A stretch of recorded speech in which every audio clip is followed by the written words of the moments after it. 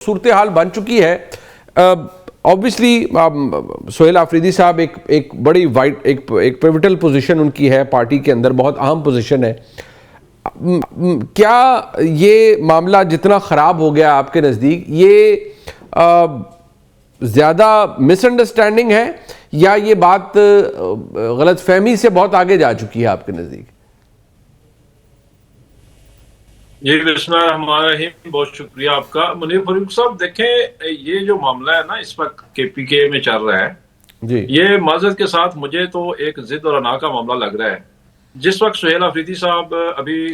CM नामजद हुए थे, अभी वो बने नहीं थे, उन्होंने हलफ नहीं उठाया था, तो उस वक्त से ही उनके खिलाफ एक कंपेन पाकिस्तान के इदारों की जानब से या वफाकी गवर्नमेंट की जानब से शुरू कर दी गई। उन्हें मुनशियात फरोश और दहशत गर्दों का साथी तक कहा गया। उसके बाद उन्होंने बड़ी अक्लमंदी का सबूत दिया और उन्होंने, हालांकि आपको पता है कि केपीके की आवाम ने 2/3 मेजॉरिटी दी है इस तहरीक इंसाफ को, और वहां पे हम 2/3 मेजॉरिटी के साथ, यानी कि एक अक्सरियत के हम नुमाइंदा हैं, लेकिन उन्होंने मुनासिब समझा कि इसमें हम अपोजिशन की जमातों को भी शामिल करें। तो उन्होंने एक कौमी जरगा बुलाया, सूबाई असम्बली के अंदर बुलाया, तारीख में पहली मरतबा, जिसमें नून लीग मौजूद थी, जिसमें पीपल्स पार्टी मौजूद थी, जिसमें JUI मौजूद थी, जिसमें PTM मौजूद थी, जिसमें ANP मौजूद थी, और सब ने मुश्तरका तौर पर यह तहरीरी सूरत में ये अपनी सिफारिशात पेश की कि हम खैबर पख्तूनख्वा में ऑपरेशन नहीं चाहते, बल्कि अमन के जरिए मुज़ाकरात चाहते हैं। दूसरी बात, हम जब अमन की या मुज़ाकरात की बात करते हैं तो हम ये नहीं कह रहे कि जो दहशतगर्द आके हमारी सिक्योरिटी फोर्सेस पे हमले करते हैं, या जो दहशतगर्द आके हमारे अवाम पे हमले करते हैं, या हमारे इदारों पे, या हमारी मसाजिद पे, या चर्चों पे, या गिरजा घरों में या मंदिरों पे हमले करते हैं, हम उनके लिए कोई नरम गोशा रखते हैं, या हम ये चाहते हैं कि उनको कोई स्पेस दी जाए। ये जो सोहेल आफरीदी साहब ने कहा कि जब हमारी हुकूमत जा रही थी और PDM की हुकूमत आ रही थी, उस वक्त जो है वो मुक्तदरा ने जो फैसले किए थे कि TTP को ला के बसाया जाए, उस वक्त हम चीख चीख के कहते रहे सारे। मुराद सईद भी कहता रहा कि आप इनको ना ला के यहाँ बसाएं, ये प्रॉब्लम क्रिएट करेंगे। उस वक्त हमारी बात नहीं मानी गई, और आज जब वो दहशतगर्दी की जंग जो है हमारे घरों तक पहुंच चुकी, उन्होंने बिल्कुल ठीक कहा है। रात को अगर आप खाना ना दें TTP के दहशतगर्दों को, तो वो आपको मार देंगे, और अगर रात को खाना बंदूक की नोक पे खा के चले जाए तो सुबह आके सिक्योरिटी फोर्सेस वाले आपको मारेंगे कि आपने उनको खाना क्यों खिलाया। तो इसके लिए जो हल है मुनीर फारूक साहब, वो यही है कि इस बात से हट के कि वफाकी हुकूमत जो है लिजिटिमेट है या नहीं है, इदारों को, वफाकी हुकूमत को, सूबाई हुकूमत को मिलके बैठना चाहिए और मिल बैठ के इसका बट आमिर मुगल साहब इसका तो मौकफ, इसका देखिए गुजारिश ये है, वफाकी मैंने इसलिए तफसीलन आपको ये मौकफ सुना क्योंकि जाहिर बात है जो आपने वजाहत की, जो आफरीदी साहब फरमा रहे हैं, दो बातें हैं। एक तो ये कि जो माजी में हुआ, अब आपका सवाल करना और बिल्कुल बात दुरुस्त है, आफरीदी साहब का भी कहना नहीं कि आ गए बसाया किसने, वो उसमें तो हम अगर पूरी इन्वेस्टिगेशन करें तो एक लंबा काम है। लेकिन आज की तारीख या आज की हकीकत ये है कि दहशतगर्द को, जो जेट ब्लैक दहशतगर्द है, जिनकी बात आप भी कर रहे हैं, मैं भी कर रहा हूँ, जो बंदूक की नोक पे किसी के घर में घुस के खाना खाएगा, वो दहशतगर्द ही होगा ना, उससे बातचीत तो नहीं होगी, उसके खिलाफ तो ऑपरेशन ही होगा। जब ऑप्शन ही कोई नहीं है, जब ऑप्शन ही कोई नहीं है कि उसके खिलाफ ऑपरेशन के अलावा कुछ करना है, तो क्या अच्छा ना हो कि सूबाई हुकूमत उस बात को तस्लीम करे, जो मौक़िफ़ पाकिस्तान की फ़ौज का है, सूबाई हुकूमत के खिलाफ ऑपरेशन नहीं हो रहा, ऑपरेशन दहशत गर्दों के खिलाफ हो रहा है। दूसरी बात यह है कि अभी कुछ दिन पहले वज़ीर मुमलिकत बराए दाखिला ने कहा कि सूबाई हुकूमत के साथ कोऑर्डिनेशन में सब कुछ हो रहा है।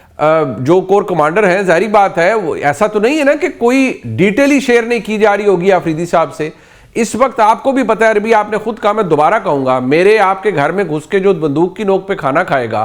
और कहेगा जी कि मैं दहशतगर्द हूं, इसके बावजूद मुझे खाना दो, मुझे हार्बर करो, मुझे सिक्योरिटी दो, वो किसी रियायत के तो मुस्तहिक नहीं होगा। तो फिर उनके खिलाफ ऑपरेशन जरूरी है, तो अच्छा है फिर ये तफरीक खत्म हो जाए और ऑपरेशन हो। देखिए, हमें फर्क ये करना है कि जब दहशतगर्द हमला करता है, हमारा नुकसान करता है, और हम जब जवाबन दहशतगर्द पे हमला करते हैं, तो अगर उसमें तो दहशतगर्द मरे फिर तो कोई किसी को इशू नहीं है, दहशतगर्द से तो किसी की कोई हमदर्दी नहीं है ना। इशू ये होता है कि जब दहशतगर्दों के खिलाफ ऑपरेशन होता है, तो उसमें जब औरतें, बूढ़े, बच्चे, बेगुनाह लोग जब मरते हैं, तो उसमें शहीद होते हैं, तो उसमें हमारा फिर एतराज आता है कि आप दहशतगर्दों के खिलाफ इस अंदाज से या ऐसा ऑपरेशन करें कि उसमें बेगुनाह लोग ना मरे। खुदा ना खास्ता, मैं मिसाल देता हूँ मुनीर फारूक साहब, खुदा ना खास्ता आपके स्टूडियो में एक दहशतगर्द घुस आता है, तो क्या उस दहशतगर्द को मारने के लिए पूरा स्टूडियो उड़ा दिया जाएगा? तो ये नहीं देखा जाएगा कि इस स्टूडियो में मुनीर फरूक साहब बैठे हुए हैं, इनके साथ इनका स्टाफ बैठा है, इनका कोऑर्डिनेटर बैठा है, इनका प्रोड्यूसर बैठा है, तो हमें कोई तो तरीका इख्तियार करना पड़ेगा। अगर दहशतगर्द आबादियों में घुस आते हैं, ये लहदा बात है, वो बॉर्डर कैसे क्रॉस करते हैं, बॉर्डर पे हमारी सिक्योरिटी फोर्सेज है, हमारा एक पूरा सिस्टम है, एक पूरा निजाम है, उस सब को क्रॉस करके वो जब आ जाते हैं तो फिर उसके बाद जब वो हमारे अपने लोगों के बीच में घुस जाते हैं तो फिर उसका तरीकाकार बनाना पड़ेगा ना, उसकी आइडेंटिफिकेशन का। ठीक, दहशतगर्दों को मारने पे, उनको तबाह बर्बाद करने पे, उनके ऑपरेशन करने पे किसी को कोई एतराज नहीं। ये तो एक लेजिटिमेट कंसर्न है। मैं इससे पहले कि मैं न्यायी साहब के पास जाऊं, हुज़ैफा रहमान साहब ने हमें ज्वाइन किया है। नॉर्मली वो बड़े पंक्चुअल है, लेकिन आज थोड़ी देर हो गई उनको, लेकिन हुकूमत का मौक़िफ़ लेना यहाँ बड़ा ज़रूरी है। हुज़ैफा साहब, अभी आमिर मुग़ल साहब ने जो बात कही है, उनकी बात में, दलील में, इस बात में तो वज़न है। वो कहते हैं नहीं, हम दहशतगर्दों के ख़िलाफ़ ऑपरेशन को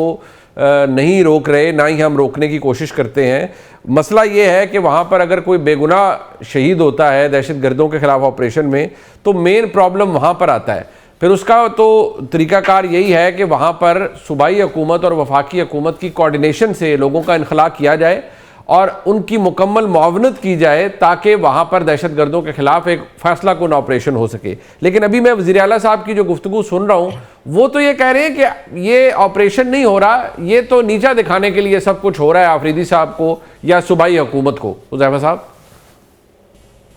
ऐसा हरगिज़ नहीं है मुनीफ साहब, आपको अरसा हो गया दश्त की खाक छानते हुए, आप हमारे वैसे भी सीनियर हैं। पहले तो मैं माफ़ी चाहता हूँ, मैं बिल्कुल कोशिश करता हूँ कि जो वक्त दिया जाए उस पर पहुँचूँ। गुजारिश ये है कि बहुत अच्छी बात कर रहे थे कि अगर आपके स्टूडियो में कोई दहशतगर्द घुस आए तो आप पूरा स्टूडियो नहीं उड़ाते, लेकिन अगर ये पता चल जाए कि स्टूडियो में घुसा हुआ दहशतगर्द जो है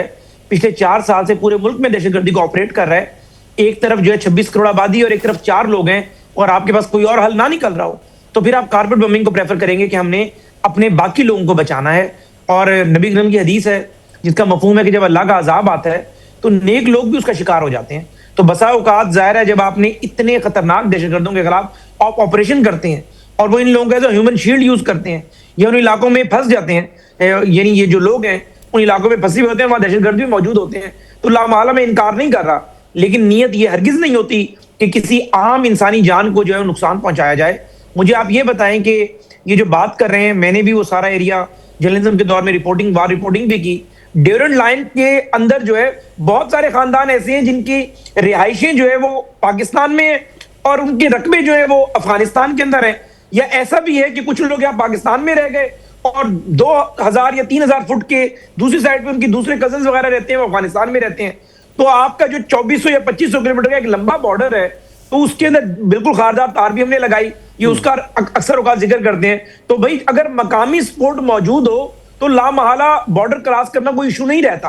और ये दहशतगर्द जितने भी हैं वो अफगानिस्तान से ज़ाहिर है इस बात को एडमिट किया, यानी अफगान तालिबान ने इस बात को माना जब टर्की और कतर के साथ बैठे मेज के ऊपर, और हमने कहा कि ड्यूरेंट लाइन की दूसरी साइड पर ये दहशतगर्द आबाद हैं, तो बराए करम आप इन दहशतगर्दों को यहाँ से दूर इन्हें कहें। अगर ये मेहमान नवाजी के चक्रों में कहते हैं हम ऑपरेशन नहीं करने देंगे उनके खिलाफ या उनको यहाँ आने से नहीं रोक सकते, उन्होंने कहा 15 अरब रुपए चाहिए, हमने कहा 15 अरब देने को तैयार है। उसके बाद वो उस बात से पीछे हट गए, फिर हमने कहा चले आप खुद इन लोगों को रोके या ऑपरेशन करें, वो उन्होंने नहीं किया। तीसरी सूरत में फिर हमने कहा कि अब हम इनके खिलाफ ऑपरेशन करेंगे और ये जहां भी होंगे हम इन्हें निशाना बनाएंगे।